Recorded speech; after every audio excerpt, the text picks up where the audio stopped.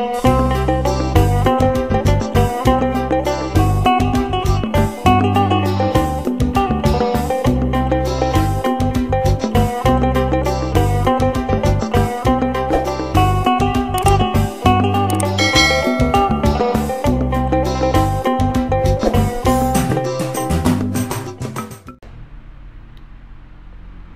jumpa lagi dengan saya di Lister Brutu Channel. Kali ini saya sedikit bicara tentang apa itu black campaign, negatif campaign, dan positif campaign, atau bahasa Indonesianya kampanye hitam, kampanye positif, dan kampanye negatif.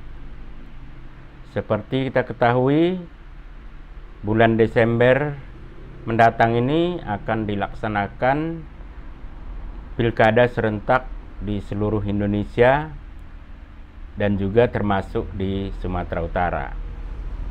Beberapa minggu yang lalu saya di-inbox oleh beberapa orang teman yang menanyakan apa perbedaan antara ketiga jenis kampanye tersebut. Pertama, saya sedikit menjelaskan tentang kampanye positif.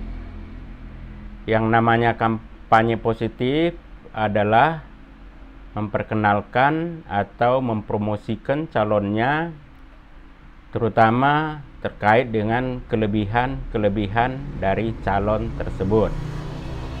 Misalnya, dapat kita katakan kelebihannya, misalnya pendidikannya tinggi, pengalamannya banyak, pengalamannya di dunia birokrasi ada, atau beberapa kali menduduki jabatan tertentu. Kemudian juga misalnya lebih tua, bisa juga yang paling umum ya. Itu semua adalah dikatakan sebagai jenis-jenis promosi yang terkait dengan kampanye positif. Kebalikannya, kampanye negatif itu misalnya pendidikannya rendah dibanding dengan calon lain, pengalamannya lebih sedikit dibanding dengan calon lain, kemudian juga misalnya tidak tahu bahasa daerah dan lain sebagainya. Jadi namanya kampanye negatif dan positif itu harus berdasarkan data dan fakta. Artinya tidak bisa dikarang-karang. Harus dibuktikan dengan fakta yang ada pada calon tersebut. Apabila dia tidak berdasarkan data dan fakta, maka dia berubah menjadi kampanye hitam atau black campaign. Jadi black campaign itu ya semacam berita bohong, malah bisa juga menjurus ke fitnah. Apabila seseorang itu misalnya menyatakan kekurangan seseorang, tapi apa yang dikatakan itu bohong, maka dia beralih menjadi kampanye hitam atau black campaign. Secara ringkas itu perbedaan antara kampanye positif, kampanye negatif, dan kampanye hitam. Intinya, kampanye negatif dan kampanye positif sebenarnya itu sah-sah saja dipromosikan oleh si calon atau organisasi politik tertentu untuk mendongkrak supaya calonnya didukung oleh para pemilih. Tujuannya tentu untuk kemenangan. Dan keduanya sebenarnya tidak melanggar aturan perundang-undangan.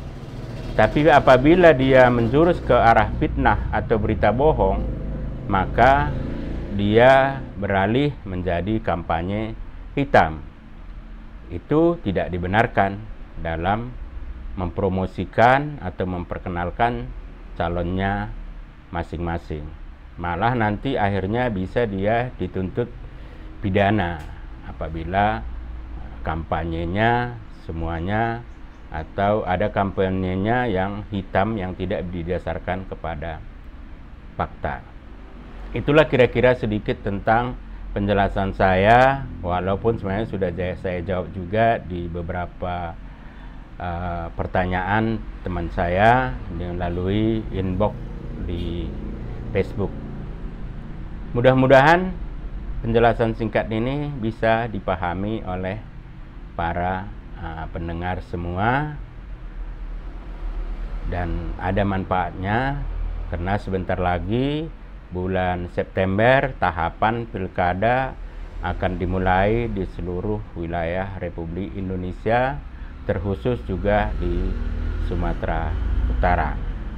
Nanti tentu dari pihak KPU akan memberikan jadwal dan bentuk kampanye yang diserahkan melalui rapat bersama para calon, sehingga semua calon mempunyai hak yang sama dan kewajiban sama dalam penyelenggaraan kampanye sebelum pencoblosan di hari H. Demikian, mudah-mudahan bermanfaat bagi kita semua, dan jangan lupa like, subscribe, dan share bila saudara atau teman atau bapak ibu berkenan. Terima kasih. Juan Juah Banta Karina.